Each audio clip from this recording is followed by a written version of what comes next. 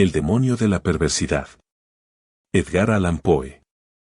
En la consideración de las facultades e impulsos de los prima mobile del alma humana, los frenólogos han olvidado una tendencia que, aunque evidentemente existe como un sentimiento radical, primitivo, irreductible, los moralistas que los precedieron también habían pasado por alto. Con la perfecta arrogancia de la razón, todos la hemos pasado por alto. Hemos permitido que su existencia escapara a nuestro conocimiento tan solo por falta de creencia, de fe, sea fe en la revelación o fe en la cábala.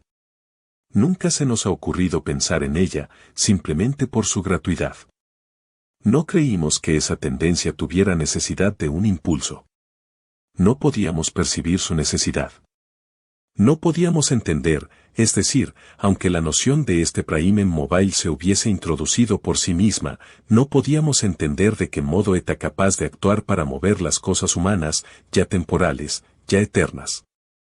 No es posible negar que la frenología, y en gran medida toda la metafísica, han sido elaboradas a priori.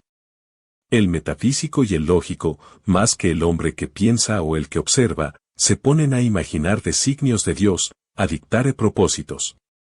Habiendo sondeado de esta manera, a gusto, las intenciones de Jehová, construyen sobre estas intenciones sus innumerables sistemas mentales. En materia de frenología, por ejemplo, hemos determinado, primero, por lo demás era bastante natural hacerlo, que, entre los designios de la divinidad se contaba el de que el hombre comiera. Asignamos, pues, a este un órgano de la alimentividad para alimentarse, y este órgano es el acicate con el cual la deidad fuerza al hombre, quieras que no, a comer.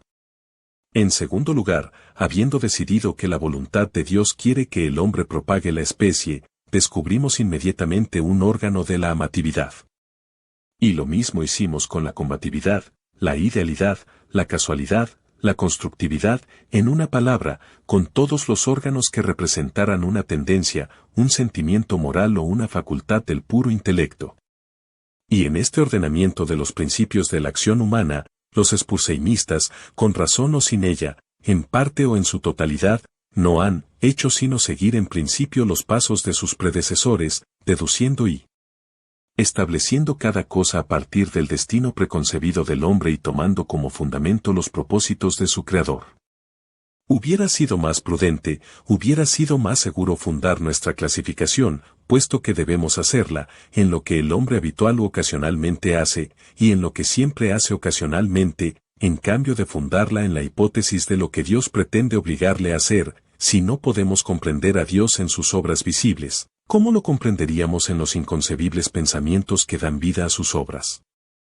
Si no podemos entenderlo en sus criaturas objetivas, ¿cómo hemos de comprenderlo en sus tendencias esenciales y en las fases de la creación? La inducción a posteriori hubiera llevado a la frenología a admitir, como principio innato y primitivo de la acción humana, algo paradójico que podemos llamar perversidad a falta de un término más característico. En el sentido que le doy es, en realidad, un móvil sin motivo, un motivo no motivado. Bajo sus incitaciones actuamos sin objeto comprensible, o, si esto se considera una contradicción en los términos, podemos llegar a modificar la proposición y decir que bajo sus incitaciones actuamos por la razón de que no deberíamos actuar. En teoría ninguna razón puede ser más irrazonable, pero, de hecho, no hay ninguna más fuerte. Para ciertos espíritus, en ciertas condiciones llega a ser absolutamente irresistible. Tan seguro como que respiro sé que en la seguridad de la equivocación o el error de una acción cualquiera reside con frecuencia la fuerza irresistible, la única que nos impele a su prosecución. Esta invencible tendencia a hacer el mal por el mal mismo no admitirá análisis o resolución en ulteriores elementos. Es un impulso radical, primitivo, elemental. Se dirá, lo sé, que cuando persistimos en nuestros actos porque sabemos que no deberíamos hacerlo, nuestra conducta no es sino una modificación de la que comúnmente provoca la combatividad de la frenología. Pero una mirada mostrará la falacia de esta idea. La combatividad, a la cual se refiere la frenología, tiene por esencia la necesidad de autodefensa. Es nuestra salvaguardia contra todo daño. Su principio concierne a nuestro bienestar, y así el deseo de estar bien es excitado al mismo tiempo que su desarrollo. Se sigue que el deseo de estar bien debe ser excitado al mismo tiempo por algún principio que será una simple modificación de la combatividad, pero en el caso de esto que llamamos perversidad, el deseo de estar bien no solo no se manifiesta, sino que existe un sentimiento fuertemente antagónico. Si se apela al propio corazón, se hallará, después de todo, la mejor réplica a la sofistería que acaba de señalarse. Nadie que consulte con sinceridad su alma y la someta a todas las preguntas estará dispuesto a negar que esa tendencia es absolutamente radical. No es más incomprensible que característica. No hay hombre viviente a quien en algún periodo no lo haya atormentado, por ejemplo, un vehemente deseo de torturar a su interlocutor con circunloquios. El que habla advierte el desagrado que causa, tiene toda la intención de agradar, por lo demás, es breve, preciso y claro, el lenguaje más lacónico y más luminoso lucha por brotar de su boca, solo con dificultad refrena su curso, teme y lamenta la cólera de aquel a quien se dirige, sin embargo, se le ocurre la idea de que puede engendrar esa cólera con ciertos incisos y ciertos paréntesis. Este solo pensamiento es suficiente. El impulso crece hasta el deseo hasta el anhelo hasta una ansia incontrolable y el ansia, con gran pesar y mortificación del que habla y desafiando todas las consecuencias, es consentida. Tenemos ante nosotros una tarea que debe ser cumplida velozmente. Sabemos que la demora será ruinosa. La crisis más importante de nuestra vida exige, a grandes voces, energía y acción inmediatas. Ardemos, nos consumimos de ansiedad por comenzar la tarea, y en la anticipación de su magnífico resultado nuestra alma se enardece. Tiene que ser emprendida hoy y, sin embargo, la dejamos para mañana, ¿y por qué? No hay respuesta, salvo que sentimos esa actitud perversa, usando la palabra sin comprensión del principio. El día siguiente llega, y con él una ansiedad más impaciente por cumplir con nuestro deber, pero con este verdadero aumento de ansiedad llega también un indecible anhelo de postergación realmente espantosa por lo insondable. Este anhelo cobra fuerzas a medida que pasa el tiempo. La última hora para la acción está al alcance de nuestra mano. Nos estremece la violencia del conflicto interior, de lo definido con lo indefinido, de la sustancia con la sombra. Pero si la contienda ha llegado tan lejos, la sombra es la que vence, luchamos en vano. Suena la hora y doblan a muerto por nuestra felicidad. Al mismo tiempo es el canto del gallo para el fantasma que nos había atemorizado. Vuela, desaparece, somos libres. La antigua energía retorna. Trabajaremos ahora. ¡Ay! Es demasiado tarde. Estamos al borde de un precipicio. Miramos el abismo, sentimos malestar y vértigo. Nuestro primer impulso es retroceder ante el peligro. Inexplicablemente, nos quedamos. En lenta graduación, nuestro malestar y nuestro vértigo se confunden en una nube de sentimientos inefables. Por grados aún más imperceptibles esta nube cobra forma, como el vapor de la botella de donde surgió el genio en las 1001 noches. Pero en esa nube nuestra al borde del precipicio, adquiere consistencia una forma mucho más terrible que cualquier genio o demonio de leyenda, y, sin embargo, es solo un pensamiento, aunque temible, de esos que hielan hasta la médula de los huesos con la feroz delicia de su horror. Es simplemente la idea de lo que serían nuestras sensaciones durante la veloz caída desde semejante altura. Y esta caída, esta fulminante aniquilación, por la simple razón de que implica la más espantosa y la más abominable entre las más espantosas y abominables imágenes de la muerte y el sufrimiento que jamás se hayan presentado a nuestra imaginación, por esta simple razón la deseamos con más fuerza.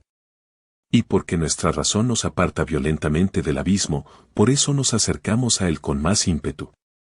No hay en la naturaleza pasión de una impaciencia tan demoníaca como la del que, estremecido al borde de un precipicio, piensa arrojarse en él. Aceptar por un instante cualquier atisbo de pensamiento significa la perdición inevitable, pues la reflexión no hace sino apremiarnos para que no lo hagamos, y justamente por eso, digo, no podemos hacerlo. Si no hay allí un brazo amigo que nos detenga, o si fallamos en el súbito esfuerzo de echarnos atrás, nos arrojamos, nos destruimos. Examinemos estas acciones y otras similares, encontraremos que resultan solo del espíritu de perversidad. Las perpetramos simplemente porque sentimos que no deberíamos hacerlo. Más acá o más allá de esto no hay principio inteligible, y podríamos en verdad considerar su perversidad como una instigación directa del demonio si no supiéramos que a veces actúa en fomento del bien. He hablado tanto que en cierta medida puedo responder a vuestra pregunta, puedo explicaros por qué estoy aquí, puedo mostraros algo que tendrá, por lo menos, una débil apariencia de justificación de estos grillos y esta celda de condenado que ocupo. Si no hubiera sido tan prolijo, o no me hubierais comprendido, o, como la chusma, me hubierais considerado loco. Ahora advertiréis fácilmente que soy una de las innumerables víctimas del demonio de la perversidad. Es imposible que acción alguna haya sido preparada con más perfecta deliberación. Semanas, meses enteros medité en los medios del asesinato. Rechacé 1000 planes porque su realización implicaba una chance de ser descubierto. Por fin, leyendo algunas memorias francesas, encontré el relato de una enfermedad casi fatal sobrevenida a Madame Pelou por obra de una vela accidentalmente envenenada. La idea impresionó de inmediato mi imaginación. Sabía que mi víctima tenía la costumbre de leer en la cama. Sabía también que su habitación era pequeña y mal ventilada. Pero no necesito fatigaros con detalles impertinentes. No necesito describir los fáciles artificios mediante los cuales sustituí, en el candelero de su dormitorio, la vela que allí encontré por otra de mi fabricación. A la mañana siguiente lo hallaron muerto en su lecho, y el veredicto del coroner fue, muerto por la voluntad de Dios. Heredé su fortuna y todo anduvo bien durante varios años. Ni una sola vez cruzó por mi cerebro la idea de ser descubierto. Yo mismo hice desaparecer los restos de la bujía fatal. No dejé huella de una pista por la cual fuera posible acusarme o siquiera hacerme sospechoso del crimen. Es inconcebible el magnífico sentimiento de satisfacción que nacía en mi pecho cuando reflexionaba en mi absoluta seguridad. Durante un periodo muy largo me acostumbré a deleitarme en este sentimiento. Me proporcionaba un placer más real que las ventajas simplemente materiales derivadas de mi crimen. Pero sucedió, por fin, una época en que el sentimiento agradable llegó, en gradación casi imperceptible, a convertirse en una idea obsesiva, torturante. Torturante por lo obsesiva. Apenas podía librarme de ella por momentos. Es harto común que nos fastidie el oído, o más bien la memoria, el machacón estribillo de una canción vulgar o algunos compases triviales de una ópera. El martirio no sería menor si la canción en sí misma fuera buena e el cría de ópera meritoria. Así es como, al fin, me descubría permanentemente pensando en mi seguridad y repitiendo en voz baja la frase, estoy a salvo. Un día, mientras vagabundeaba por las calles, me sorprendí en el momento de murmurar, casi en voz alta, las palabras acostumbradas. En un acceso de petulancia les di esta nueva forma, estoy a salvo si no soy lo bastante tonto para confesar abiertamente. No bien pronuncié estas palabras, sentí que un frío de hielo penetraba hasta mi corazón.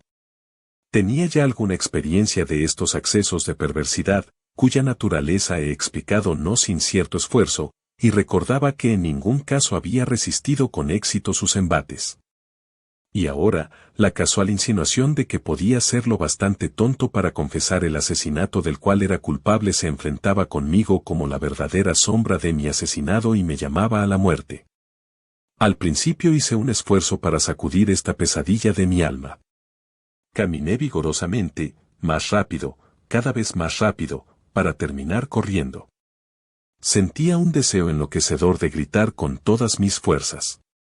Cada ola sucesiva de mi pensamiento me abrumaba de terror, pues, yo sabía bien, demasiado bien, que pensar, en mi situación, era estar perdido. Aceleré aún más el paso. Salté como un loco por las calles atestadas. Al fin, el populacho se alarmó y me persiguió. Sentí entonces la consumación de mi destino. Si hubiera podido arrancarme la lengua lo habría hecho, pero una voz ruda resonó en mis oídos, una mano más ruda me aferró por el hombro. Me volví, abrí la boca para respirar. Por un momento experimenté todas las angustias del ahogo, estaba ciego, sordo, aturdido, y entonces algún demonio invisible, pensé, me golpeó. Con su ancha palma en la espalda.